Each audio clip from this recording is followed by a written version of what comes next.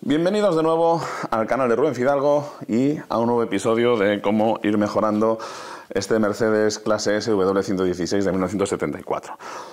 En el vídeo en el que se explicaba cómo le cambiaba los cables de las bujías y cómo mejorar el aspecto limpiando los faros, os explicaba que uno de los tres principales enemigos que tienen los coches clásicos son los manazas que, sin tener mucha idea de cómo hacer las cosas, se atreven a hacerlas. Y yo confieso que nací en la época de la inyección electrónica y carburadores he tocado muy pocos. Los que domino son básicamente los Solex que utilizaba mi viejo Volkswagen Karmann y también mi Variant tipo 3. Así que de este Solex 4A1, aunque he buscado información en internet, nunca he tocado uno, y lo mejor es que a la hora de reconstruirlo pues lo haya hecho un especialista que tenga bastante más experiencia que yo, porque los carburadores son piezas complejísimas. Ahora os voy a explicar un poquito en qué consiste este carburador en concreto. Vamos a ver por qué he tenido que repararlo y venga, al lío.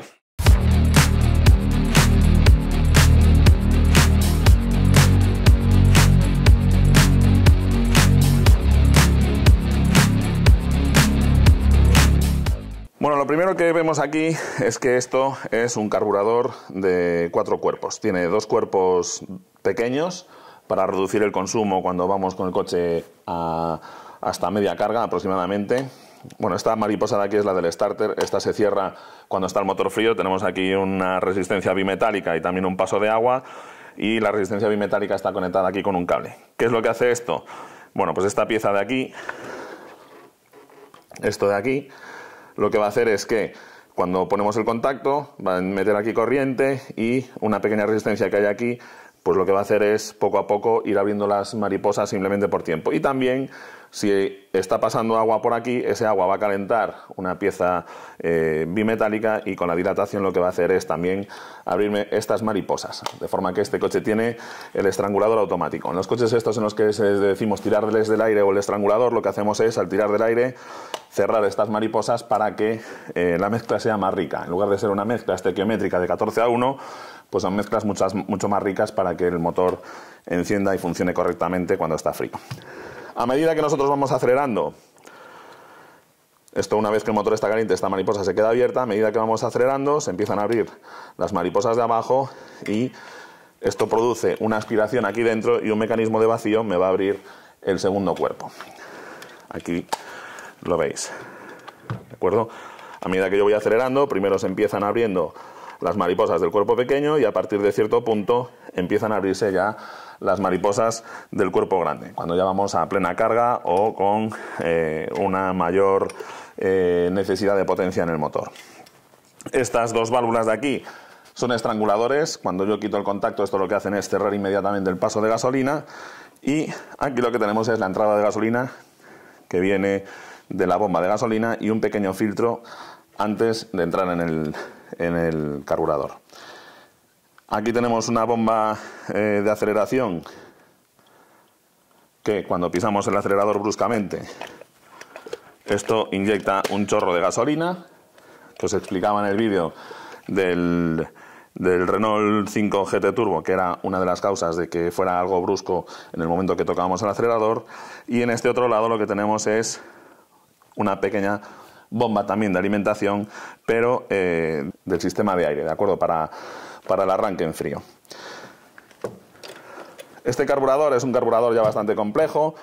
Tenemos este pulmón de aquí, que lo que va a hacer es acelerarme ligeramente el ralentí cuando deja de haber vacío aquí, ¿de acuerdo? Esto lo que hace es amortiguar cuando yo de repente suelto el pedal del acelerador, para que no cierre las mariposas de golpe. Después, cuando tengamos aquí vacío, vais a ver cómo actúa. Lo que va a hacer es que el ralentí caiga lentamente. Esta otra membrana de aquí va a actuarme sobre estas mariposas, y lo que va a hacer es, al contrario, que su cierre sea más suave. Entonces tenemos la entrada de gasolina y un carburador. ¿Cómo funciona? Bueno, pues el principio de funcionamiento es muy simple, pero luego es muy complicado. Cuando nosotros abrimos el paso de aire lo hacemos pasar por un tubo que tiene un pequeño estrechamiento, y ese pequeño estrechamiento hace que el aire se acelere y genere cierto vacío, y ese vacío es el que va a aspirar la gasolina desde un agujerito. Ese agujerito tiene que ser muy preciso, porque de lo que se trata es de que siempre estén entrando 14 partes de aire por una de gasolina, de forma que esos agujeros están siempre muy calibrados, y cualquier suciedad, etcétera, los empieza a obstruir, y es cuando empiezan a tener problemas los carburadores. Como digo, internamente estos carburadores son muy complejos. Y por el hecho de ser tan complejos es por el que se utiliza este material. Es una aleación de calamina y la calamina es un metal muy malo. Es muy blando, se deforma fácilmente, no se lleva nada bien con el calor.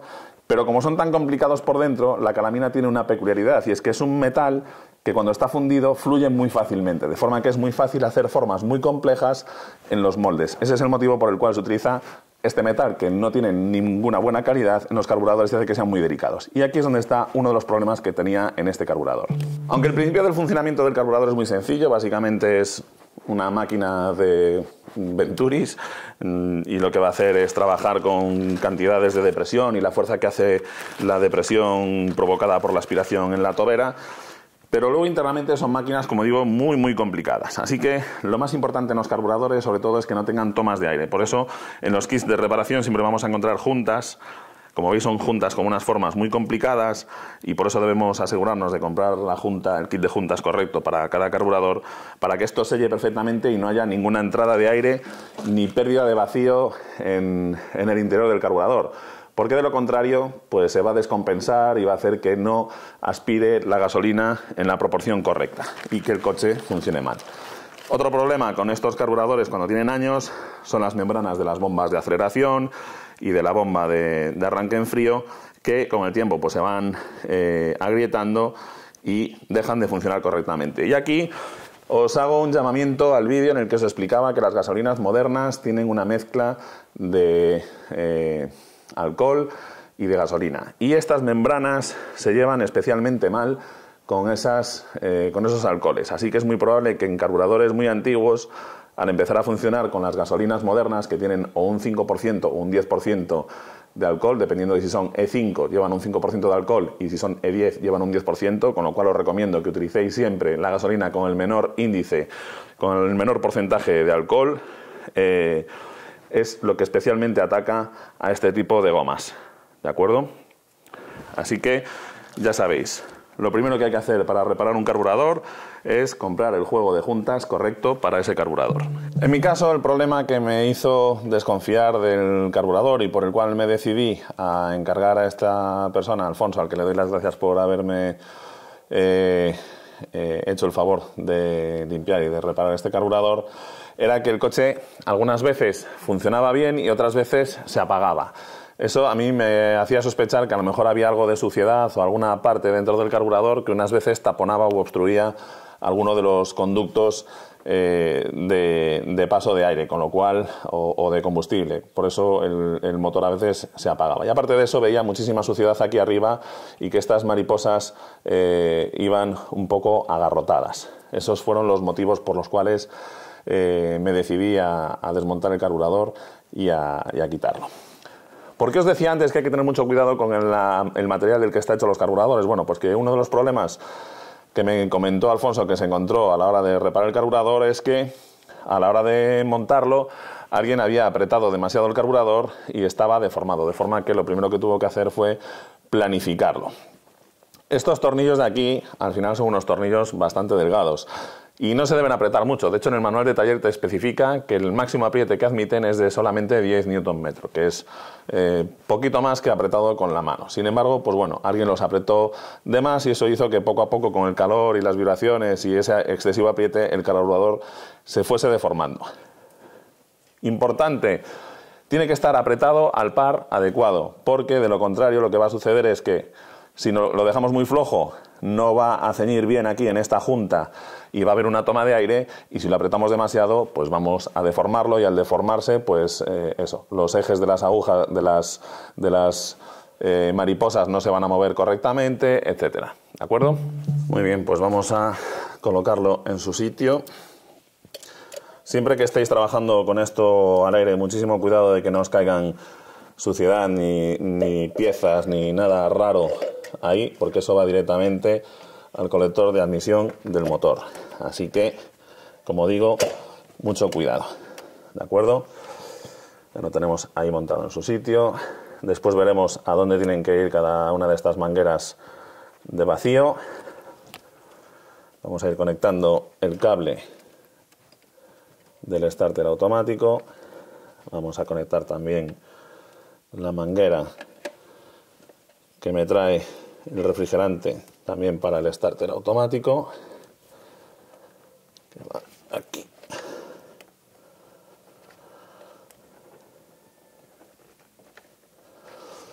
La manguera del otro extremo.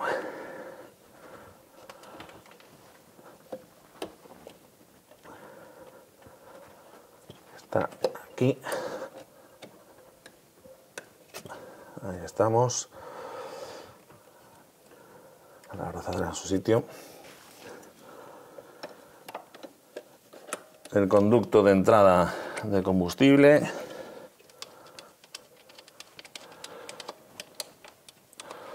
Yo suelo conectar estas cosas antes de poner las tuercas porque a veces necesitamos mover ligeramente el carburador para poderlas conectar.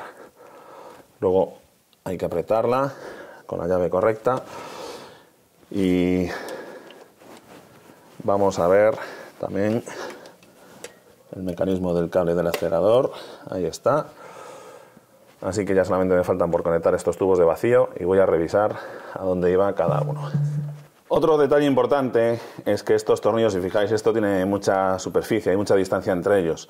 Que los vayáis apretando poco a poco en cruz, ¿de acuerdo? De forma que el cuerpo se vaya asentando en la junta con una presión bastante igualada por cada lado. Si empezamos a apretar este y llegamos a este hasta los 10 Nm de par que tiene que ser, pero este está flojo, el carburador me va a quedar así y vamos a ir nosotros deformándolo mientras lo apretamos. Así que lo que se va haciendo es eso. Vamos tanteando en cruz para que la presión se vaya equilibrando. Muy bien, pues después de cebar un poco la cuba y comprobar que no tengo fugas desde la bomba hasta la entrada del carburador, vamos a probar a ver si arranca. Luego vendrá el momento de realizar los nuevos ajustes, ya que el carburador, pues bueno, ahora está todo limpio y probablemente haya que ajustarle de nuevo el CO, etc. Perfecto. Está el ralentí algo acelerado.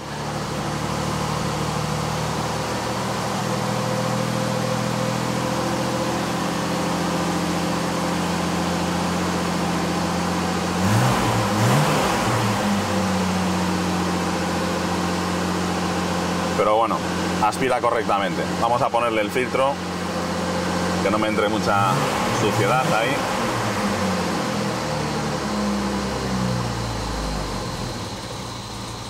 Bien, pues hecho lo del carburador, además de las mejoras técnicas, también hay que hacer algunas mejoras estéticas. Y una de ellas importante. A mí me gusta tener siempre en buen estado las cosas que vemos más a menudo, pues eso, que los indicadores estos, los logos blancos estén bien blanquitos. Y un detalle que me gusta mucho de este coche es el diseño de la llave de contacto. Y el embellecedor que tiene está pues todo marcado de años y años metiendo la llave y fallando a la hora de meterlo y picándola. Así que he comprado este embellecedor nuevo, que se lo voy a cambiar, vais a ver ahora cómo está el viejo. Y también los pedales. No con ánimo de engañar a nadie sobre los kilómetros que tiene el coche, sino simplemente, pues bueno, porque tiene un mejor aspecto, ¿de acuerdo? Ahí tenéis la vieja, ya veis que está, pues eso, toda marcada de darle golpes con la llave, y cuando le ponga la nueva, esto va a tener un aspecto completamente distinto. Además viene con su gomita y todo. Para quitarla, pues bueno, lo primero que tenemos que hacer es quitar la llave y haciendo palanca con un destornillador ya retiramos el embellecedor. Ya veis cómo está este, todo marcado. Y el nuevo, lógicamente, con mucho mejor aspecto. Ahí tenéis ya el escudo nuevo, que como veis queda mucho mejor. Los pedales, pues lo mismo, este es el aspecto que tienen ahora. Mirad, otra ventaja de ponerle los pedales nuevos, este es el pedal que trae el coche de fábrica y estos son los nuevos pedales. Es un recambio original de Mercedes. Es que ahora llevan esta parte por aquí detrás, veis la diferencia. Y esto lo hacen para evitar que entre el pedal del acelerador y el del freno podamos meter el pie por detrás del pedal del freno y que luego no sea imposible pisar el pedal. Por eso llevan este escudete por aquí. Así que, además de mejorar el aspecto, también mejoramos la seguridad cambiando los pedales en este caso. Bueno, ya veis cómo mejora el aspecto algo tan sencillo. Bueno, pues por hoy hemos terminado con este vídeo y os anuncio cuál será el siguiente, y es que el coche tiene una vibración en la transmisión. Cuando circulas entre 80 y 100 km por hora, la transmisión vibra. Y eso suele deberse a que estos flectores, estas piezas están, aquí vendría la salida de la caja de cambios y aquí sale después un árbol de transmisión que va hasta el diferencial trasero. Y esto es una unión flexible. Estas gomas, cuando el coche pues bueno, tiene ya sus años, se deben cambiar aproximadamente cada 10 años. O alrededor de los 100.000, 150.000 kilómetros, estos flectores se deberían cambiar. Cuando se desgastan, pues eso, producen vibraciones, porque esto empiezan a tener holguras y a estar deformados, y entonces se producen vibraciones. Y otro elemento que está en el árbol de transmisión, esto tenemos uno a la salida del cambio y otro a la entrada del diferencial.